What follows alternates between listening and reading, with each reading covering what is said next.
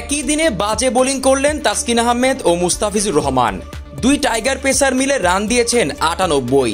২ রানের জন্য বল হাতে সেঞ্চুরি মিস হলো তাসকিন ও ফিজের। যদিও শেষ দিকে ২টা উইকেট পেয়েছেন তাসকিন, কিন্তু কাটার মাস্টার ছিলেন পুরোই বিবর্ণ।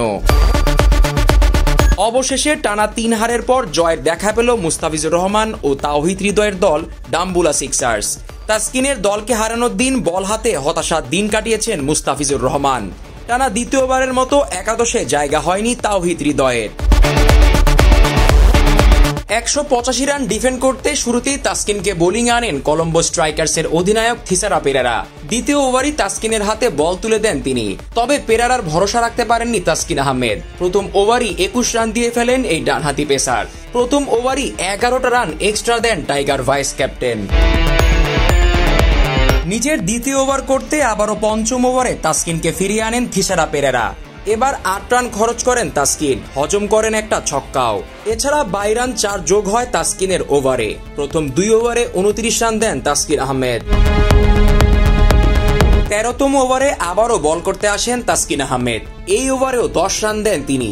৩ ওভারে ৩৯ রান দিয়ে ফেলেন তাসকিন। এদিক দিয়ে ম্যাচে নিজেদেরকে এগিয়ে আনে মুস্তাফিজের দল। কুশাল পেরেরা ও রেজা হেন্ড্রিক্সের 50-তে ম্যাচ থেকে ছিটকে যায় তাসকিনের টিম।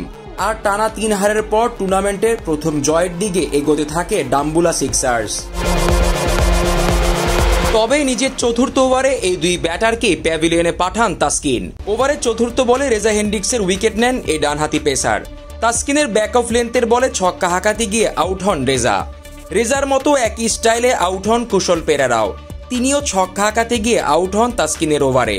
প্রথম ৩ ওভারে মার খাওয়া তাসকিন শেষ ওভারে 2টা উইকেট শিকার করেন।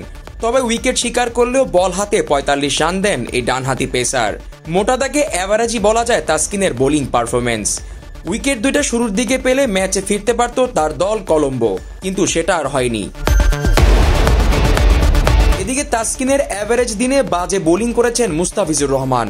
বল হাতে কোনো উইকেট তো পাননি, উল্টো ৪ ওভারে ৫০-এর ওপর রান হজম করেছেন কাটার মাস্টার।